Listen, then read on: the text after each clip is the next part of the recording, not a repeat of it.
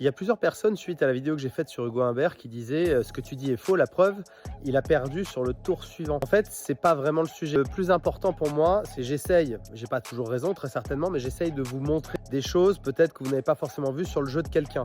Oui, Hugo Humbert est très très fort sur gazon, donc s'il perd ce match contre le jeune Gabriel Diallo, c'est que Gabriel Diallo a fait un match encore plus convaincant, c'est-à-dire qu'il a montré d'énormes qualités. Parce que oui, Hugo Humbert est un joueur qui fait 4-7 en huitième de finale l'année dernière à Wimbledon, contre Alcaraz, qui est double vainqueur du tournoi à l'affilée.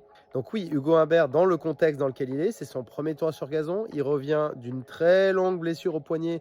Il a eu des grandes difficultés à jouer. La preuve, on l'a vu à Roland-Garros, il y avait à la base le poignet dans la tournée européenne.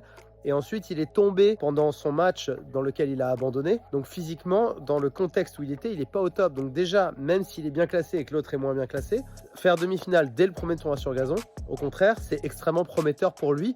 Et ça montre en fait qu'il a des qualités sur gazon qui sont vraiment fortes, puisque dès le premier tournoi, il fait demi-finale. Donc voilà, moi je lui souhaite qu'une chose, c'est de continuer à exprimer ses qualités et à avoir de plus en plus de rythme jusqu'à Wimbledon, où j'espère il va nous refaire une deuxième semaine.